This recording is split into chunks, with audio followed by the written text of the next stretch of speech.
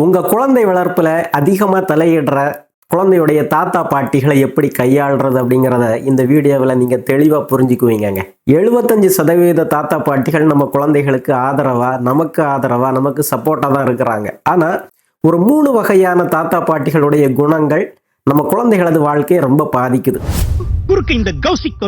நம்மையும் அவங்க குழந்தைகளை ஒழுங்கா வளர்க்க விடுறது இல்லை. ஆக இந்த வீடியோவில் அந்த 3 வகையான தாத்தா பாட்டிகள் யாரு, அப்படி ஒரு வகை உங்க வீட்டில் இருந்தாங்கன்னா அவங்கள எப்படி நாசுக்கா கையாளணும் அப்படிங்கிற வித்தையையும் இந்த வீடியோவில் நீங்க கத்துக்குவீங்க. தாத்தா பாட்டிகளோட ஒரு குழந்தை வளர்றது ஒரு வரங்க. அந்த குழந்தைக்கு ஒரு பாதுகாப்பு, ஒரு எக்ஸ்ட்ரா லவ், ஒரு எக்ஸ்ட்ரா கேர் கிடைக்குது. குழந்தைகிட்ட நீங்க கொஞ்சம் ஸ்ட்ரிக்டா இருந்தாலும் அல்லது கண்டிச்சாலும் அந்த குழந்தைக்கு ஒரு எமோஷனல் சப்போர்ட் அந்த தாத்தா பாட்டிகள்கிட்ட இருந்து கிடைக்குது. குழந்தைக்கும் உங்களுக்கு இடையே பிரச்சனை வரும்போது இடையில வந்து சமாதானம் செய்யறதுக்கான ஒரு ஆட்கள் அவங்க இருக்கிறாங்க. குழந்தைகளை வெளியே கூட்டிட்டு போறாங்க, கோவிலுக்கு கூட்டு போறாங்க, ஸ்கூலுக்கு கொண்டு விட்டு கூட்டு வர்றாங்க. நிறைய பெட் டைம் ஸ்டோரிஸ் சொல்லி கொடுக்குறாங்க. தாத்தா பாட்டிகளோட இருக்கிற குழந்தைகள் வேகமா பேச கத்துக்குவாங்க, உறவுகளை கத்துக்குவாங்க, நிறைய விஷயங்களை கத்துக்குவாங்க. ஏன்னா தாத்தா பாட்டிகளுடைய அனுபவத்தை அந்த குழந்தைகள் சின்ன வயசுல இருந்தே கேட்டு வளர்றதுனால அந்த குடும்பத்தை பற்றியும் அந்த ஊரை பற்றியும் நிறைய விஷயங்களை குழந்தைகள் தெரிஞ்சு வச்சிருப்பாங்க. குழந்தைகளுக்கு மட்டும் இல்லைங்க, உங்களுக்குமே ஒரு சப்போர்ட். அதுவும் சின்ன குழந்தைகளை வச்சிருக்கிற தாய்மார்களுக்கு தெரியும். உங்களுக்கு கொஞ்சம் ஓய்வு எடுக்கணும்னாலும், உங்களுக்கு ஏதாவது வேலை செய்யணும் அப்படின்னாலும், ஒரு அவசரமா வெளியே போனோன்னு சொன்னாலும் அந்த குழந்தையை பாதுகாக்கிறதுக்கு, அரவணைக்கிறதுக்கு வீட்டில் ஒரு தாத்தாவோ பாட்டியோ இருக்கிறாங்கன்னு சொன்னா உங்களுக்கு அது ஒரு பெரிய கிஃப்ட்டுங்க. ஆனா என்ன செய்யறது, ஒவ்வொரு வரத்துக்குள்ளேயும் சில குட்டி குட்டி கெட்டதுகளும் கிடக்குதுங்க. அதே போலதாங்க இந்த தாத்தா பாட்டிகள் இருக்கிற வீட்டில் சில பிரச்சனைகளும் இருக்குது, சில சீரியஸான பிரச்சனைகளே இருக்குது. ஜென்டில் பேரண்டிங் பற்றியோ அல்லது குழந்தைகளை அடிக்காம திட்டாம எப்படி டிசிப்ளின் பண்ணணும் அப்படிங்கிறத பற்றியோ சில வீடியோக்கள் நான் போட்டிருக்கும் போது கீழே கமெண்ட்ல சிலர் எழுதியிருக்கிறீங்க, சூப்பர் சார், கரெக்டாக சொல்லியிருக்கிறீங்க, நியாயமானதுதான். ஆனால் என்ன செய்யறது, செய்ய விட மாட்டேங்கிறாங்களே. தாத்தா பாட்டியுடைய கண்ட்ரோல் அதிகமாக இருக்குதே.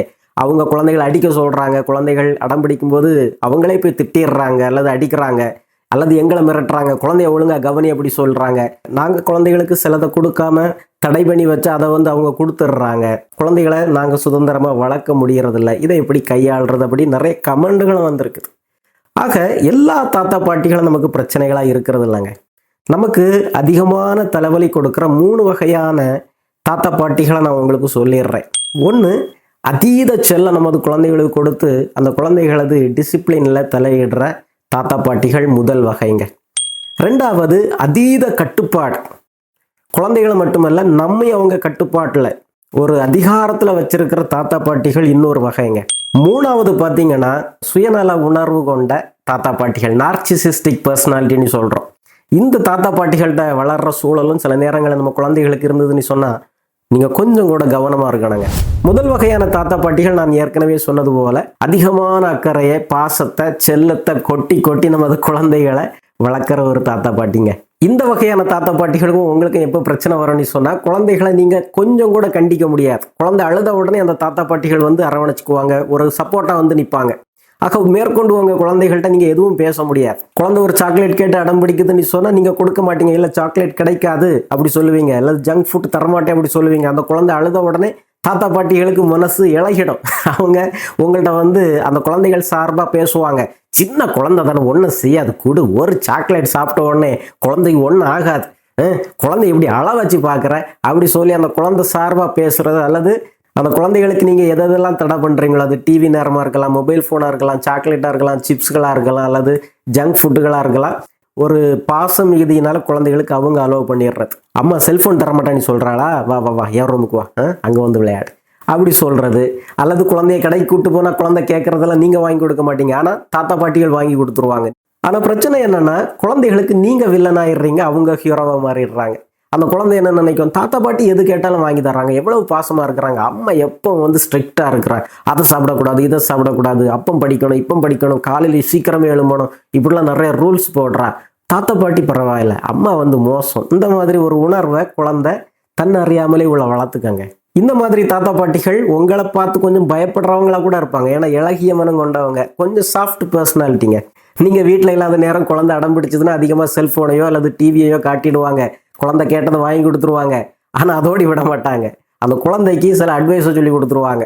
அம்மா திரும்ப வந்து கேட்டால் சொல்லிடாத, தங்கு நீ ஆடுவா, ஒன்றை வேற போட்டு அடிப்பா, என்னையும் திட்டுவா, அதனால அம்மா வந்து கேட்டால் நான் டிவி பார்க்கல, மொபைல் பார்க்கலன்னு சொல்லிடு அப்படி சொல்லி கொடுத்துருவாங்க.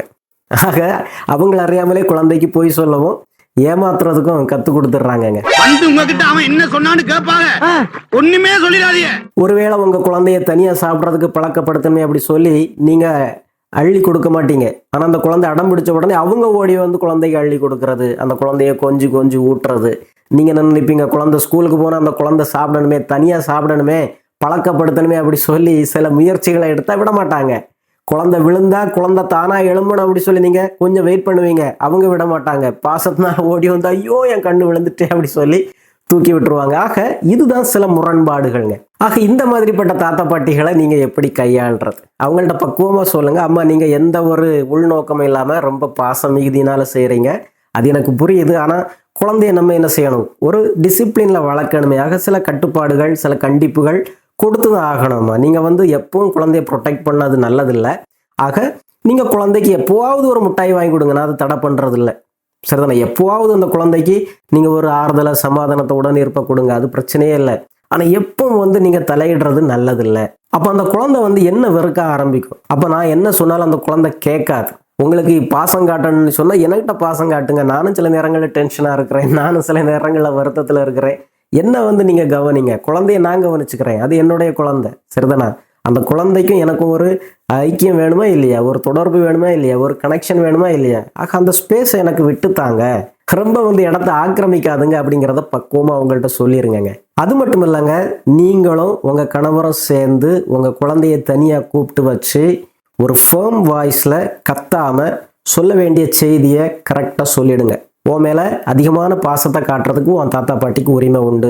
ஆனா உன் மேல அதிகமான செல்லத்தை காமிச்சு உன்னை அதிகமா ப்ரொடெக்ட் பண்ணி எங்களை உன்னை டிசிப்ளின் பண்ண விடாம அவங்க தடுக்கிறத எங்களால ஏத்துக்க முடியாது. அது அந்த இடத்துல அவங்க தவறு செய்யறாங்க. ஏன்னா உனக்கு நாங்க தான் ரெஸ்பான்சிபிள். நீ வீட்டு பாடம் செய்யல அல்லது நீ வெளியில யாராவது அடிச்சுட்ட அப்படி சொன்னா நாங்க தான் பதில் சொல்லணும். என்கிட்ட தான் வந்து கேட்பாங்க, தாத்தா பாட்டிகிட்ட கேட்க மாட்டாங்க. செல்லம் கொஞ்சுறது, உனக்கு எல்லா பொருட்களையும் வாங்கி கொடுக்கறது அதெல்லாம் ஈஸி. ஆனா அதனால வர கான்சிக்வன்சஸ், அதனால வர விளைவுகளை நாங்க தானே சந்திக்கணும். உன்னை சரியா வளர்க்கறதுக்குள்ள கடமையும் பொறுப்பும் எங்களுக்கு இல்லையா இருக்குது.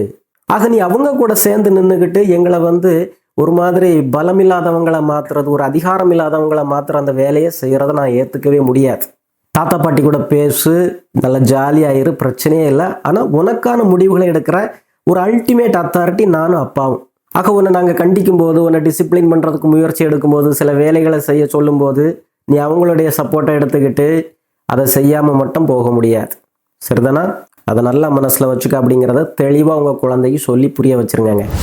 ரெண்டாவது வகையான தாத்தா பாட்டிகள் கொஞ்சம் அதிகாரம் மிக்கவங்க, அடக்குமுறையில் நம்மையும் நம்ம குழந்தைகளையும் ஆள நினைக்கிறவங்க.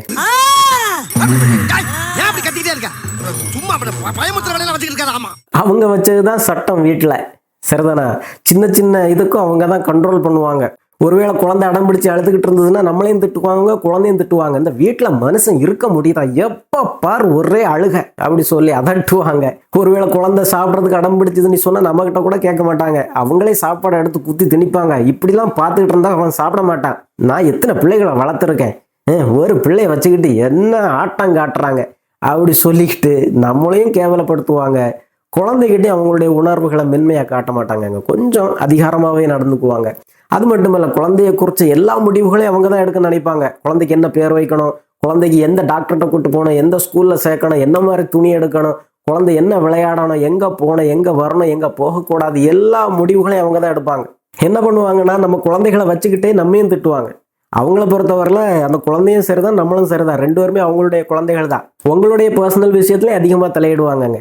அடுத்த குழந்தை வேண்டாமா, நீ எங்க போன, என்கிட்ட சொல்லிட்டு போனியா அப்படி சொல்லி இந்த குழந்தைக்கு முன்னால வச்சே உங்கள்கிட்ட அதிகாரம் காட்டுவாங்க. இதெல்லாம் பார்க்கும்போது அந்த குழந்தைக்கு ஒரு பெரிய பயமாயிடும். ஐயோ, இந்த வீட்டுல அம்மா அப்பாவுக்கே ஒரு மரியாதை இல்லை, மதிப்பு இல்லை, அப்ப நான் எப்படி பாதுகாப்பா இந்த வீட்டுல வாழ முடியும், தாத்தா பாட்டி டெரரெல்லாம் இருக்கிறாங்க அப்படி சொல்லி அந்த குழந்தை மனசுல ஒரு பயத்தை வளர்த்துக்காங்க. அந்த வீட்டுல இருக்கிறதே, அந்த தாத்தா பாட்டியை பார்க்கறதே அந்த குழந்தை ஒரு பயமா எடுத்துக்கும். குழந்தை உங்கள்கிட்ட கூட பெர்மிஷன் கேட்க முடியாது, தாத்தா பாட்டிகிட்ட கேட்டாதான் பெர்மிஷன் கிடைக்கும். ஆக நம்ம அம்மா அப்பாட்ட கூட நம்ம பயப்படாண்டா, நம்ம தாத்தா பாட்டிகிட்ட தான் கொஞ்சம் எச்சரிக்கையா இருக்கணும் போல அப்படி சொல்லி அந்த குழந்தை அந்த வீட்டுல எப்படி கொஞ்சம் மறைவா, தண்டனை இல்லாம, திட்டு இல்லாம தப்ப முடியும் அப்படிங்கிறதுக்கான அந்த பாலிடிக்ஸ் எல்லாம் கொஞ்சம் கத்துக்க தொடங்கும், அல்லது ரொம்ப பயத்திலேயே வாழ ஆரம்பிக்கும்.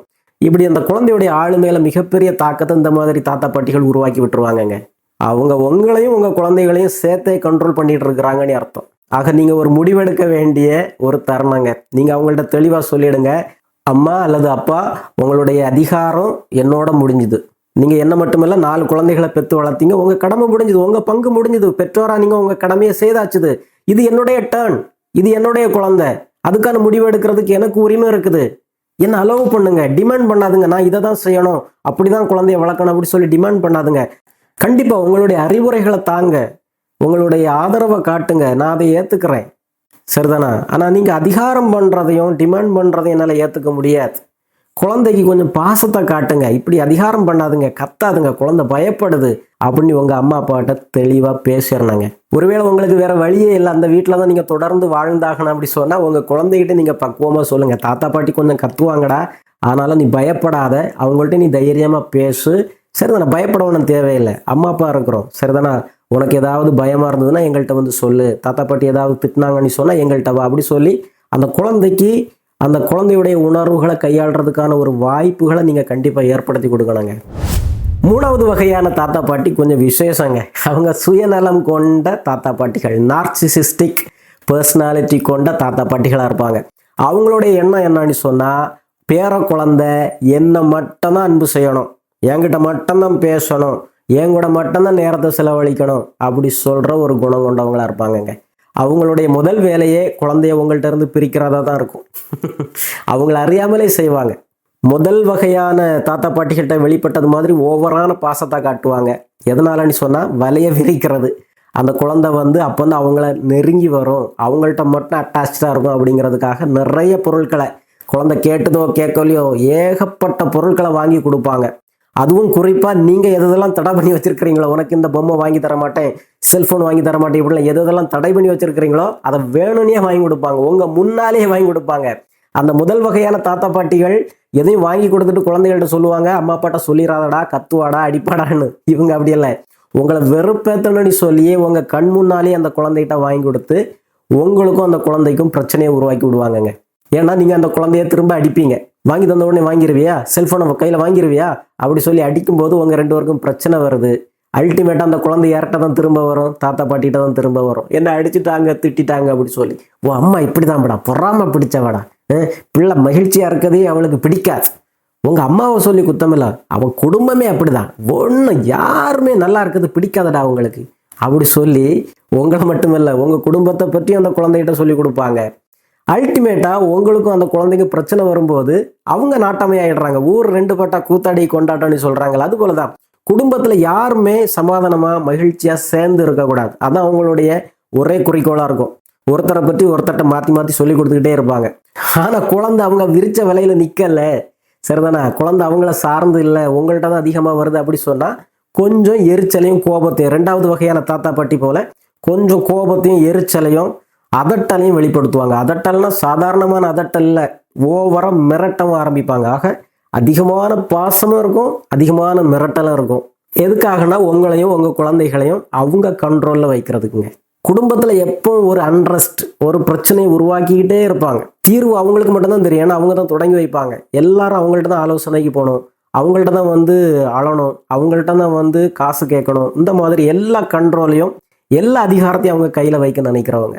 எல்லாரும் என்ன சார்ந்து இருக்கணும். ஒருவேளை உங்க மாமனாரோ மாமியாரோ இந்த மாதிரி சுயநல குணம் கொண்டவங்களா இருந்தாங்கன்னு சொன்னா உங்க குழந்தைகிட்ட உங்களை பற்றியும் உங்க குடும்பத்தை பற்றியும் தாறுமாறா சொல்லுவாங்க. நீங்க உங்க குழந்தைய கூட்டிட்டு உங்க அம்மா அப்பா வீட்டுக்கு போக முடியாது, விட மாட்டாங்க. அந்த குழந்தைகிட்ட சொல்லுவாங்க, நீ இங்க இரு, அவ போயிட்டு வரட்டும், அங்க போனா உனக்கு ஒழுங்கா சாப்பாடு தர மாட்டாங்க, உன்னை ஒழுங்கா கவனிக்க மாட்டாங்க, அங்க உன்னை அடிப்பாங்க, நான் நல்லா கவனிச்சுக்கோ, நீ இங்க இரு அப்படி சொல்லி உங்க அம்மா அப்பா குடும்பத்தை பற்றி அந்த குழந்தை மனசுல தேவையில்லாத நஞ்சுக்களை விதைச்சுக்கிட்டே இருப்பாங்கங்க.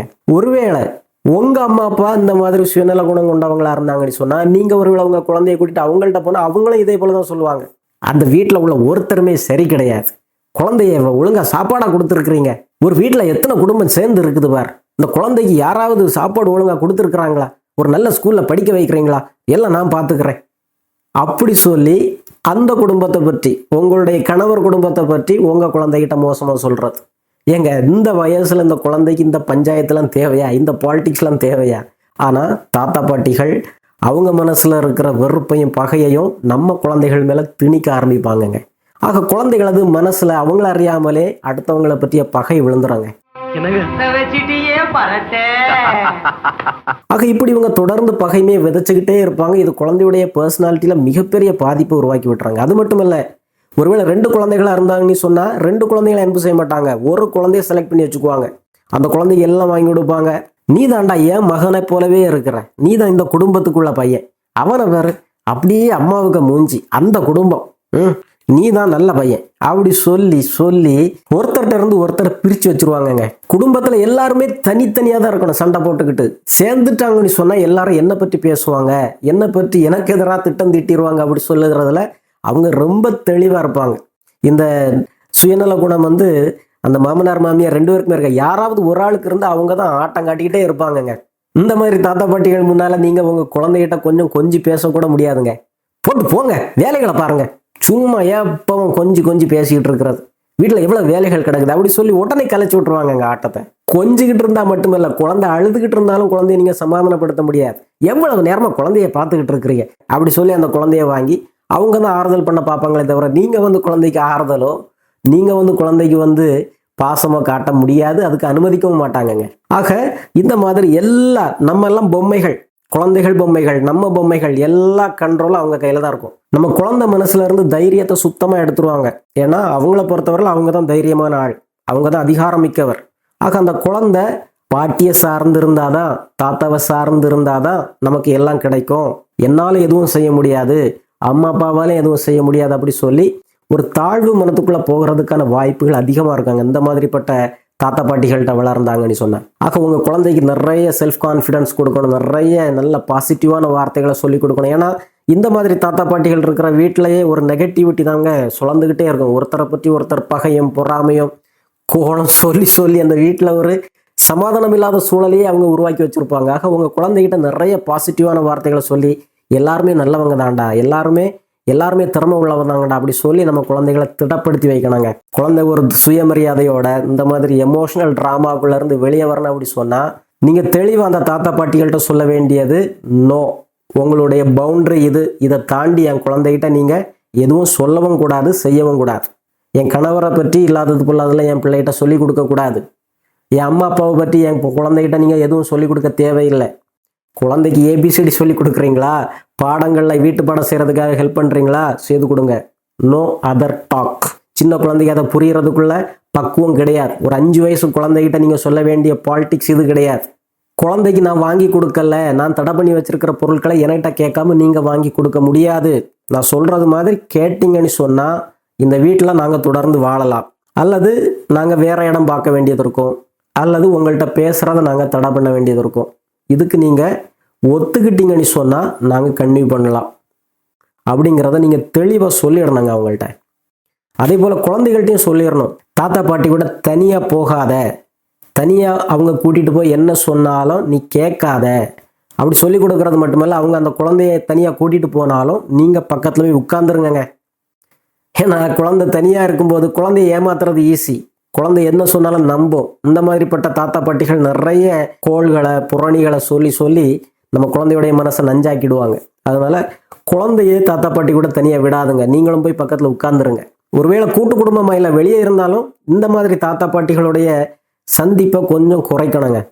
ஒருவேளை அவங்கள சந்திக்க போனீங்கன்னா ஒரு 1/2 மணி நேரத்தில் எல்லாம் பேசி முடிச்சுட்டு வந்துடணும். ஓவராக விளையாட விட்டீங்கன்னு சொன்னால் அதுக்குள்ள அவங்களுடைய பாலிடிக்ஸ்களை ஆரம்பிச்சுடுவாங்க. ஆக இந்த மாதிரி 3 வகையான தாத்தா பாட்டிகளை நான் உங்களுக்கு அறிமுகப்படுத்திட்டு உங்கள் வீட்டில் இருக்கிற தாத்தா பாட்டி யாருன்னு உங்களுக்கு தான் தெரியுங்க. ஆக எப்படி அவங்கள கையாளணும் அப்படிங்கிறத நீங்கள் தெரிஞ்சிருப்பீங்க. All the best. மீண்டும் ஒரு நல்ல வீடியோவிலே சந்திப்போம். நன்றி.